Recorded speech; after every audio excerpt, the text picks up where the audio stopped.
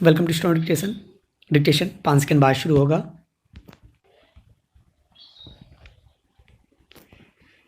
Ready start.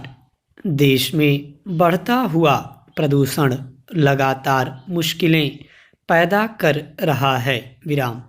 वर्ष 2019 में वायु प्रदूषण जनित बीमारियों से 17 लाख मौतें हुई हैं, जो कि पिछले साल के मुकाबले करीब 30,000 ज़्यादा हैं। विराम।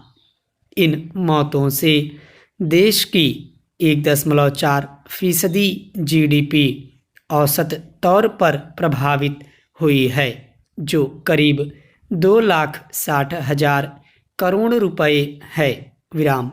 माना जा रहा है कि अगर इस प्रदूषण पर नियंत्रण पाने के प्रयास गंभीरता से नहीं किए गए तो देश को आर्थिक तौर पर बड़े नुकसान की आशंका है। विराम।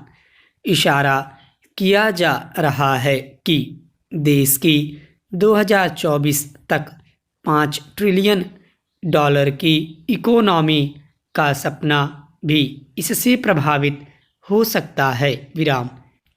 महत्वपूर्ण बात यह है कि वायु प्रदूषण ने हमारी जिंदगी में से औसतन 5.5 साल की संभावनाएं कम की हैं। विराम। यानी हमारी औसत उम्र पर इसका प्रभावी असर दिखाई देने लगा है। Para change. कुछ इस तरह के तथ्यों के साथ लैसेंट प्लेनेटरी हेल्थ की रिपोर्ट देश में बढ़ते वायु प्रदूषण की ओर गंभीरता से संकेत करती है। विराम। नई दिल्ली के भीतर प्रदूषण बेकाबू होता हुआ नजर आ रहा है। विराम। ऐसे में यह पूरे देश के लिए बड़ी चुनौती के तौर पर सामने आया है। विराम। खासकर उस वक्त जब प्रदूषण हमारे स्वास्थ्य से लेकर हमारे वित्तीय ढांचे को नुकसान पहुंचाने की कोशिश कर रहा है। विराम।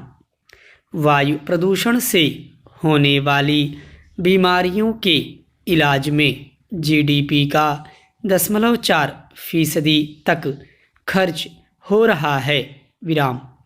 यह इस देश के लिए बहुत बड़ी रकम है। विराम। इसे रोका जाना चाहिए। विराम। रिपोर्ट कहती है कि पिछले 29 सालों में देश में मृत्यु दर में कमी आई है। विराम। यह 64% तक गिरी है।